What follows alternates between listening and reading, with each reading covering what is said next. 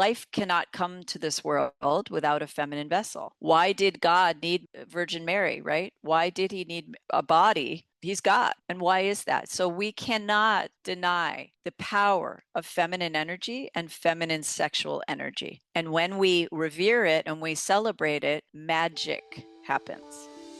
Welcome to Come Talk with Aimee, the podcast where sex isn't whispered about, it's talked about out loud. I'm Aimee, your host and intimacy coach, here to spark raw, playful, and unfiltered conversations about relationships, desire, and everything in between.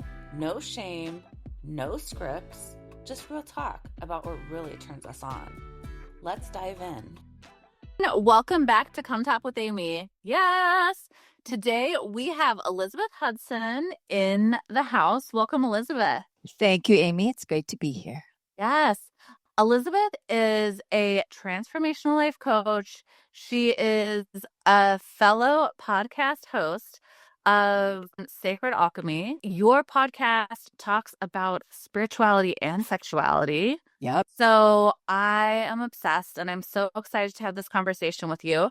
Before we dive in, I would love to hear what is getting you hot and bothered lately. I'm really fascinated with the relationship of Mary Magdalene and Yeshua. So historically, in what actually was their relationship and looking into that from a spiritual perspective of how Jesus Christ was actually able to activate his life body and resurrect, and the role of the divine feminine in that sacred process. So I'm really fascinated with that, and I read everything I can about it. Wow, that sounds so interesting. Thank you. Amazing. Oh my God.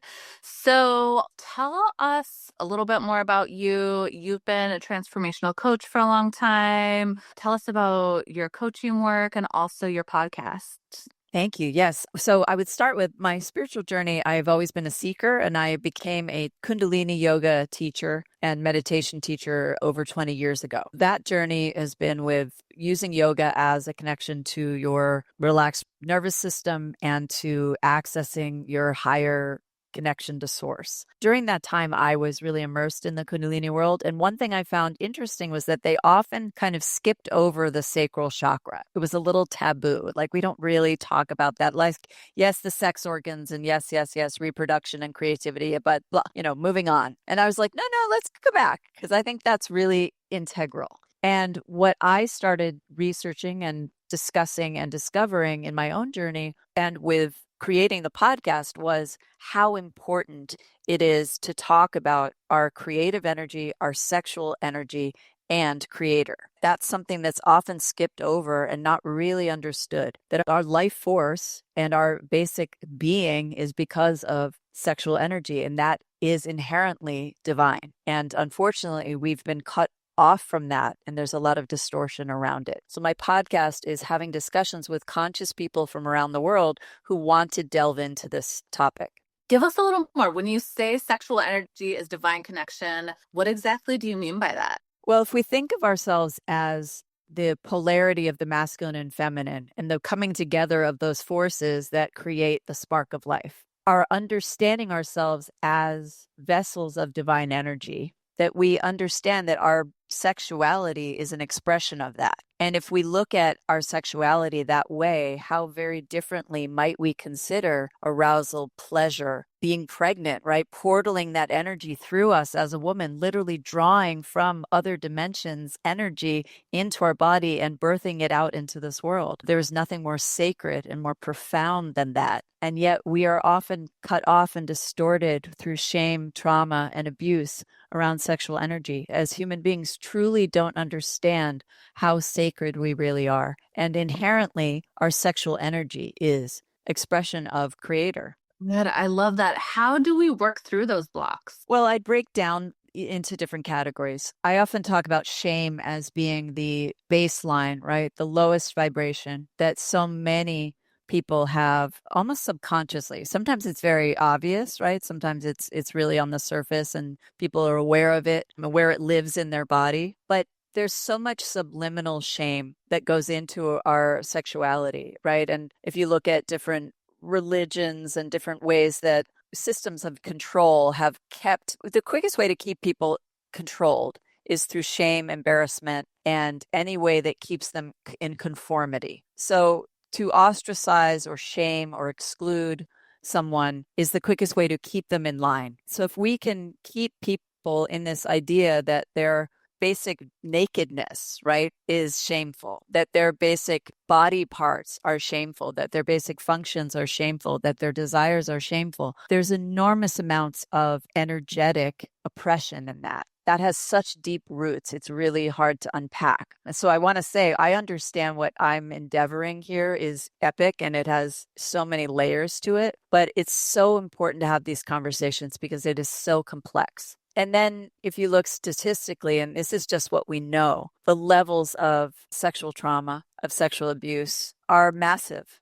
I mean, it's 1 in 3 girls, 1 in 5 boys, and that's just what we know. And then all the ways that we are given levels of mixed messages through the media, that sexuality is the most powerful thing, but it's also a bad thing, but it's the best thing, but it's the worst thing. There's so much confusion. But navigating having children, trying to help them interpret their belief about themselves, their relationship with their sexuality in a healthy way in this modern world is a Herculean task.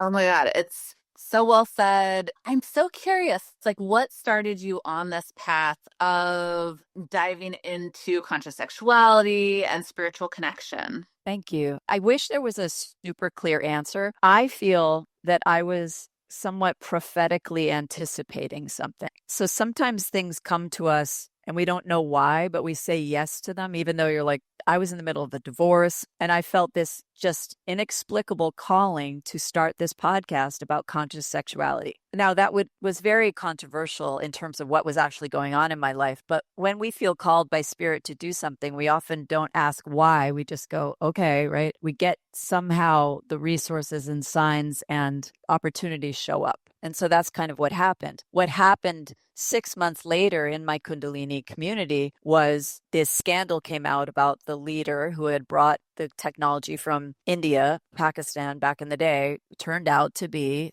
oh boy, lo and behold, another sexual predator. So many of these leaders, so many of these yoga instructors, so many of these cult leaders, whatever. So that's a very complicated issue. But it's really interesting to see. We've seen this so many times when men in power often abuse that power, and often through the second sacral chakra. It's often the quickest way to catch a man doing something wrong is with his pants down, right? And so lo and behold, our community was not immune to that. And so it was really interesting that I'd already started this podcast talking around sacred sexuality. And here we were met with this situation of just complete hypocrisy, right? It's do as I say, not as I do, right? He was giving all these systems of how you should be having sex and do this and don't do this and don't do this. And meanwhile was behaving not in any way true to his word. It's all the ways that sexuality is so complex and often met with hypocrisy, right? So many people have these very complex ways of dealing with sexual energy. Dear God, thank you for sharing that. It's so interesting, the timing of things, right? I'm curious just because you were mentioning the different chakras for people who may not be familiar with what they are. Can you step us through those? Mm-hmm. Yeah. So chakras, it's kind of a buzzword. And I think at this point, most people have heard it perhaps and maybe don't know necessarily what it means. They are energy centers within the body. If you think of your spinal column from the base of your spine to the top of your head, your torso has 7 chakra energy centers. Picture a rainbow from the base of your spine, the color red. The sex organs is the color orange. Your navel center is yellow like the sun. That's your power center. The heart center is green. The throat chakra is blue. Your third eye is indigo, which is, between a blue and a purple. And then the crown is purple. In Kundalini yoga, we talk about the aura, which is the electromagnetic field, which is the electrical energy of your brain, the magnetic energy of your heart. So your electromagnetic field is your aura, right? It's your energy. And that is white. So it's really the combination of all colors. So the sacral chakra, which is what I mentioned, that color orange at the sex organs, is the word sacral is sacred. So what is that sacred area? How many people think of their sex organs as sacred? Not enough, I would argue. Tell us, that connection of that shift when people do think of their sexual organs as sacred? I think that there's this belief that somehow if you see it as holy, that you have to be prudish, right? That therefore you're guarding it, and we are almost repressed in that area. I would argue it's actually the opposite. To understand your sexuality as sacred is to understand that your pleasure is your birthright, that your pleasure is the portals to God, that is the way of opening your heart center and then opening your expression through your crown chakra to the infinite source. That is how you came into this body. It is sexual energy that brought us here. And therefore, my fear in this world is that so many people think of their sexual energy as dirty or shameful or naughty or bad, all these words that we describe about sexuality. But what we're saying about the life force that creates us is that somehow our existence is bad. And there's a correlation between that. It's powerful. So powerful. And sex is so spiritual. Even if you're not a spiritual person, like sex is as holy as it gets, in my opinion. Thank you. Exactly. And wouldn't it be so beautiful if we could reframe it that way? And it doesn't have to be that religions often seek to control sexuality, right? They do it this way and should do it that way, and they should have the say around how it's done. I look at it, if you think about orgasm as a release from our ego, right? It's that ultimate expansion of connectivity to the le petit mort, right? It's the little death, the escape from this limited vessel that we are in back into infinite source. And that's why it's so intense, because that is really what we are. We are that orgasmic infinite energy, but we've been contained into this little vessel for now and into a very dense plane. The earth field, the third dimensional, is heavy. It's an extreme experience. So why do you feel that people do feel so disconnected from our sexual energy in the first place? How do people like tap into more of that sensuous spiritual aspect? You know, to answer why people are so disconnected, I mean, it's so varied, right? From different cultures, different religions, different circumstances, different upbringings. But I think if you answer that with a really broad stroke in the collective, it's because we've forgotten. We've literally forgotten that we are divine beings. And so the shame around sexuality is one of the biggest lies of our reality. And I think it's one of the most damaging things, because we hurt ourselves by seeing it through that distorted lens. We don't see it as holy. We see it as naughty and shameful and bad. What is the danger of that potentially is the long-term effect of our disconnecting from how powerful we really are. And so some might argue this is by design, the powers that be who don't want you to see how really powerful you are. What's the quickest way to keep you locked into a fear cycle, shame around your life force? And it's a lie. So, but for people who such as myself, who came from a purity culture where like spirituality is, we can have kind of, I mean, I have like my own definition of that, but where it can be kind of a question of like, am I spiritual? Am I not? You know, because I'm not, I used to see it as attached to like this brick and mortar situation. How do you speak to those individuals? Thank you. That's such a good question, because I think to differentiate between what I would define as religious belief and spiritual belief is kind of looking at whatever it is, because our limited perception as, you know, five sensory beings probably can't truly comprehend what divine energy is. We have our limited vessels to experience it. Religion seeks to put a box around God and say, this is what God is, right? Whereas spirituality allows to remain in the question of understanding, I appreciate God. There's maybe one truth and many paths of getting there, but it's often hard to truly define exactly what God is. And so therefore it's more open and allowing. So for myself, I like to say that I'm spiritual because I allow for different possibilities and interpretations of the expression of God. We're all doing the best we can to experience that and explain it. But what I've found with my experience with religion is that it tends to be more limiting. With a general sense of spirituality is I believe deeply in God. I have incredible reverence for divine force. I just don't say it's exactly this or exactly not that. Yeah, absolutely. And I love that too. As you were talking, I was thinking about going back to like religion, culture, the shame scripts. How does that affect people's ability to access pleasure? And how does seeking more of, coming from it as spiritual lens help to increase the pleasure and the access to pleasure? I think if we see pleasure as your birthright and it as something that is an expression of divine energy, a lot of it is healing whatever the distortion was, right? So, one thing I've noticed, I've worked with a lot of different people who study shadow work and different ways that fetish or kinks show up as opportunities to heal trauma, right? So often the things that we're drawn to are often because we think about certain relationships we're drawn to, right? It's like, wow, that really is reminiscent of an old wound that I'm seeking to heal. And so too with our sexual energy, right?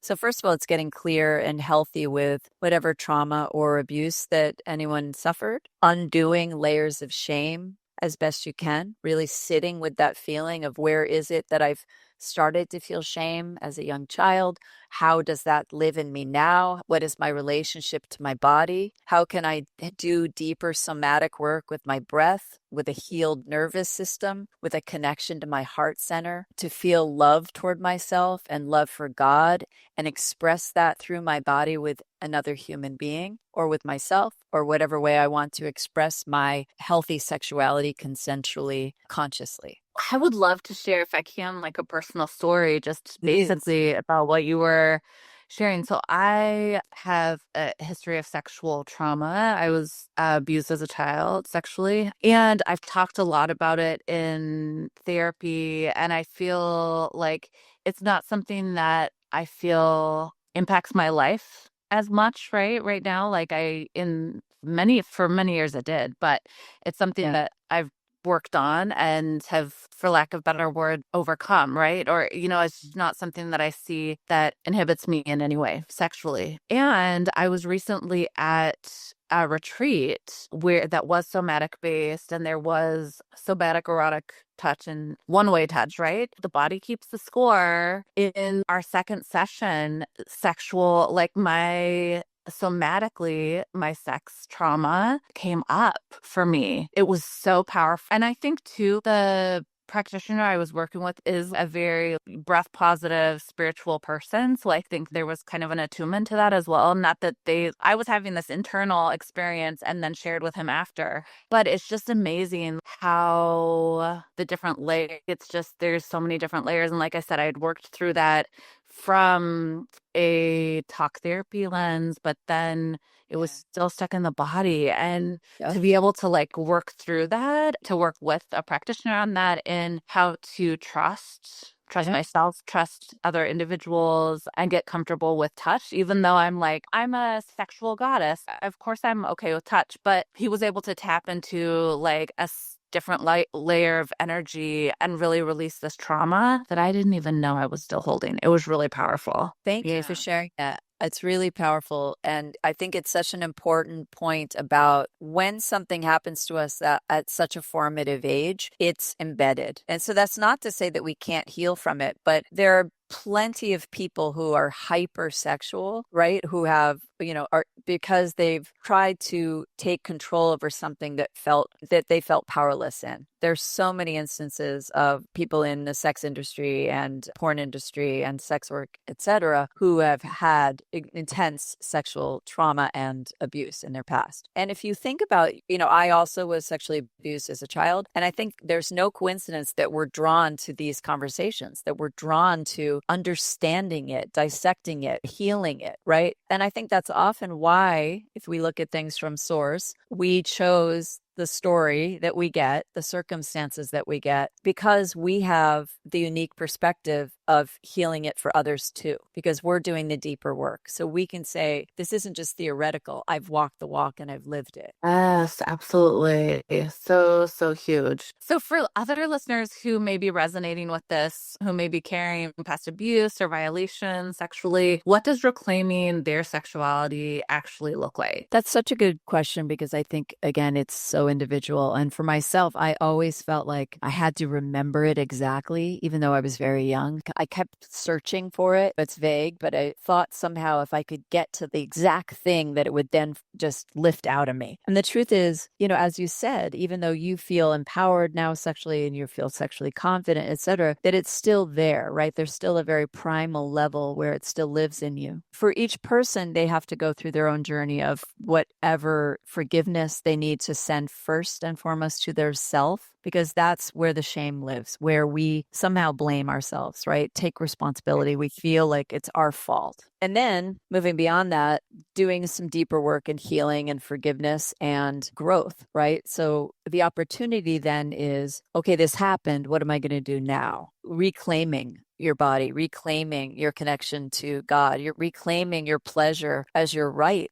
beautiful and sacred and holy, in all the ways that you can enjoy your sexuality without living in those distortions. Yeah, so huge and so empowering and just like so fucking beautiful. Yes. Yeah. I love that. Well, and one of the biggest issues is the way that the feminine is absolutely desecrated in our world. I so wish it were not true, but being in a feminine body in this life is deeply painful, because we know in our hearts, Aimee, that we are the truest expression of God that there is in a body, because we are the source through which life comes. We are the nurturers, the caretakers that feed and care for the next generation of humans again and again. And yet the feminine is so desecrated and so abused. And why is that? I look at this from so many different angles, and I ask this question so many different ways. But when we're looking at the ways that there was this website that was shown that came up recently, that 68 million men are researching how to rape and drug their partners on a monthly basis. These are people just looking for this kind of information. The ways that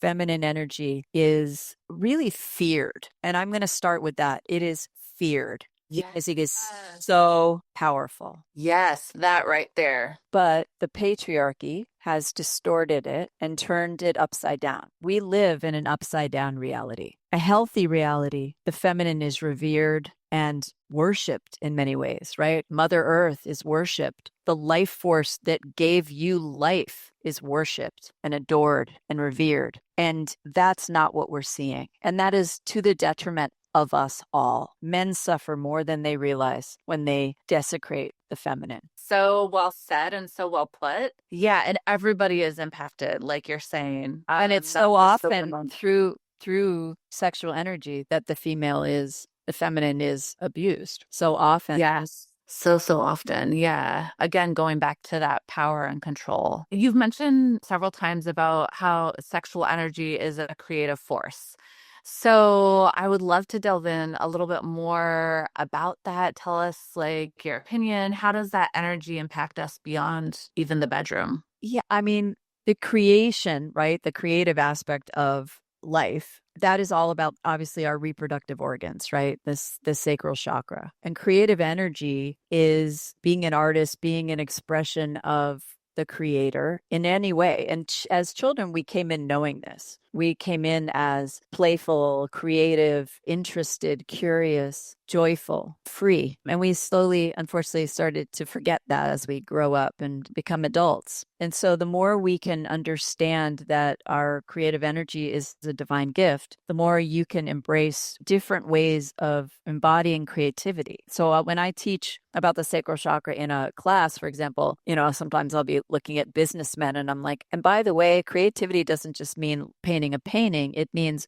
finding a different solution, finding a creative solution to a problem. Yeah, because you're thinking outside the box. You're allowing your creative mind to open and creative energy to draw through you to find the solution. And I love that reframe too, because a lot of us when we hear creativity, we're thinking of, crazy people, but creativity can be strategy, right? There's so many different ways to be creative. So I love that you bring that into it. Well, it's truly what it means to be human versus AI, right? Because arguably my phone is way smarter than me, right? It knows more.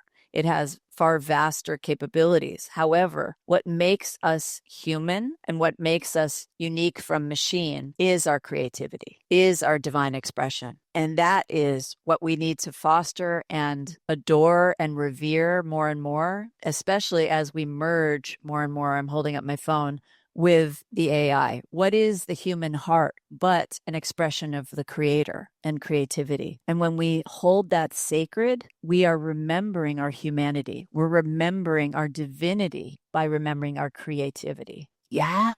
And what does that journey look like when somebody like starts to tap in more and more to that creative energy, the life force, the self-expression? Right. Well, if you think about in your most erotic self, because we're going to go to sex, right? Your erotic expression, when you're in that space of losing yourself in erotic expression, in lovemaking, in arousal, you are doing this dance with divine energy. You're doing this dance with the cosmic force. And you're doing this dance with your creative, your sacral chakra, your sex organs, your pleasure, your innocence. And so I want us to remember that innocence enjoys pleasure. Before we were taught that it was bad and naughty and wrong, we came in as innocent beings that just wanted to feel good, that wanted to love and wanted to play and wanted to feel joy. We've so often distorted that into bad and wrong in all the different ways. But I mean, I have friends who are spiritual recovery experts, and they say even your heroin addiction is just that innocent part of yourself that wants to feel good. And it just found, unfortunately, a toxic way of doing that. Absolutely.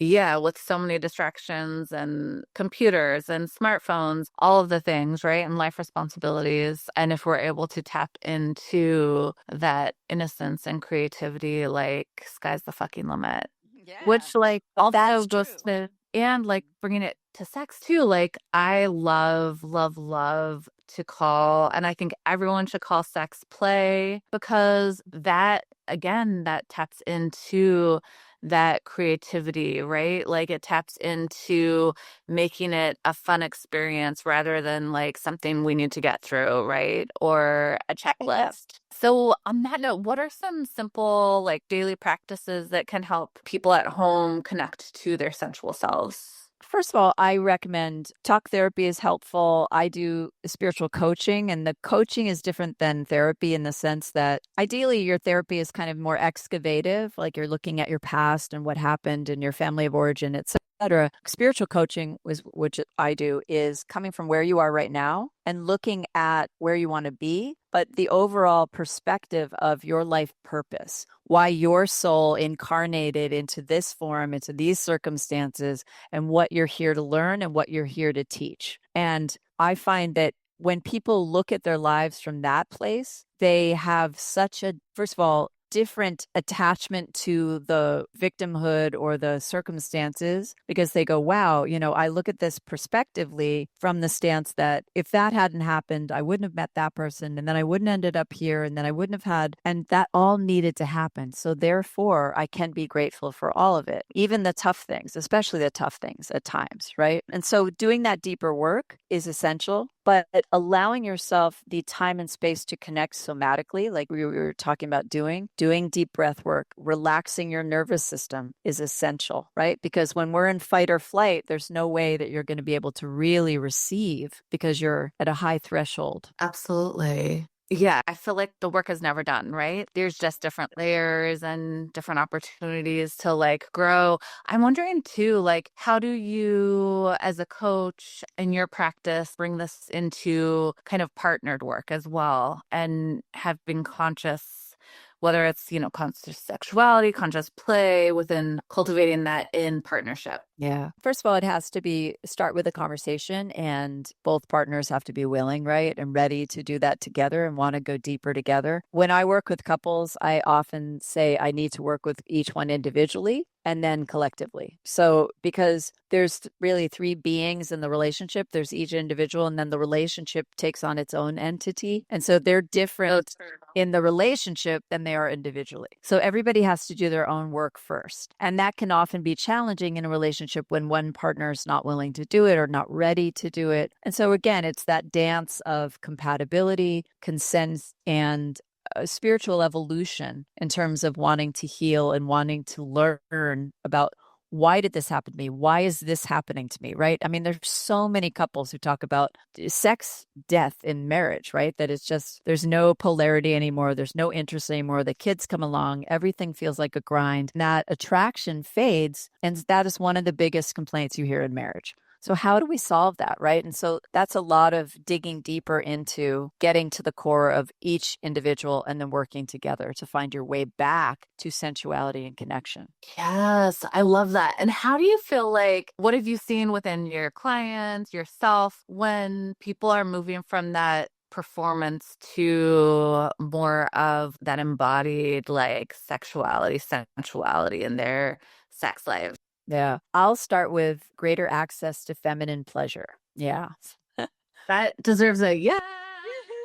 Because truly, the feminine is the conduit, and it is the female energy that when the masculine is in harmony with, they receive so much more light code. As we talked, going full circle back to Yeshua and Magdalena, Jesus and Mary Magdalene, their sacred energy was what her bringing in her light body to his, and the battery effect of their lovemaking is what activated, theoretically, his Ka body in Egyptology, which is how he resurrected. But he could not do that without the feminine. And that's one of the distortions of the patriarchy and of certain religions, because life cannot come to this world without a feminine vessel. Why did God need Virgin Mary, right? Why did he need a body? He's God. He still needed of the feminine. Right. And why is that? So we cannot deny the power of feminine energy and feminine sexual energy. And when we revere it and we celebrate it, magic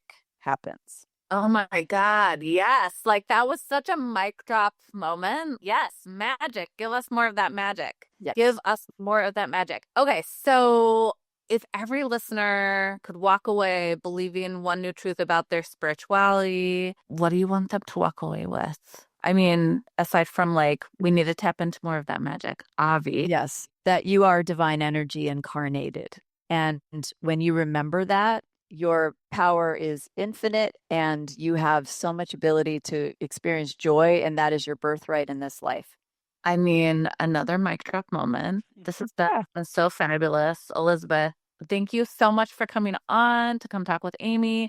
Before we come to completion, is there anything else you want to share? Thank you for providing this platform. It's so important that these conversations are had, and I really appreciate the opportunity to share what I do. If anyone wants to reach out, elizabeth-hudson.com. I'm available for virtual coaching, and I teach mostly in the Malibu, California area. But yeah, I'm deeply passionate about this. My podcast is Sacred Alchemy on iTunes and Spotify. Amazing. Yeah. And we'll definitely have your information linked in the show notes so people at home can know where to find you and all of your goodness. Before we wrap up, we love to come to completion at Come to Talk with Aimee, which is the AKA the rapid fire round. So Elizabeth, are you ready to come to completion? Yes, please. Yes. Okay. Pleasure is blank. Your birthright. Yes. Okay. Question number 2. Shame has no business in the bedroom because it's a lie. Ooh, yes.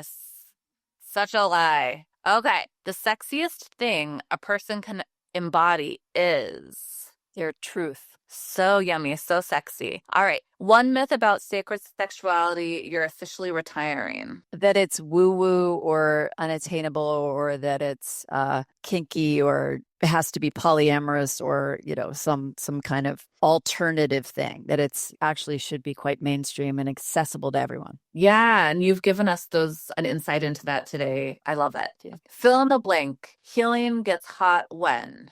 Oh, healing gets hot when it's done together in partnership. I think I'm dripping. Yes. Yes. Yeah. Okay. Yes. Your go-to ritual for reconnecting with yourself. I like masturbation. And we are in Masturbation May. So, I love that. Oh, yeah. And I highly recommend that to others, because the more you know about yourself, the better you're going to be in a sexual partnership. And meditation. Like, I get so high, I get so charged. I have heartgasms when I connect to God and Source. Masturbate and meditate. Yes. All right. Something people confuse for confidence in bed. Body count. Yes.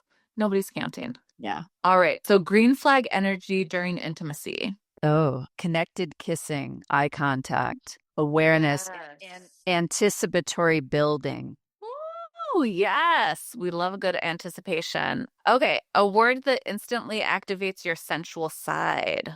Erotic. I like erotic. Erotic there's something about that. It's just like so It's deeper. yummy. It's multi-layered. Dare we say also, I feel like rooted in the feminine. I feel like that's, yes. Okay. Pleasure is not selfish because blank. Because when your cup is filled, you have that much more to give. Yes. I always like to say pleasure begets pleasure. Absolutely. Yeah. All right. And final question. Finish the sentence. Your body is blank. Is infinitely magical. Yes. I love it. You guys, your bodies are infinitely magical. You heard it here. Go and follow Elizabeth. Thank you so much, Elizabeth, for coming on Come Talk with Aimee and sharing all of your amazing spiritual, sexual goodness. For everyone at home, please drop in the comments. What are your takeaways? What are your insights? What are your sensual, sexy, spiritual good tips that you can give us? As always, remember to masturbate, lubricate, and get it. Thank you for coming. Please come again, and come again.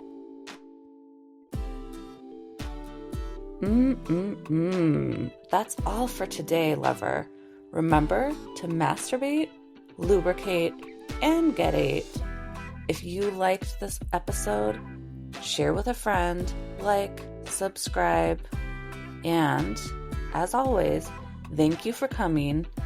Please come again, and come again.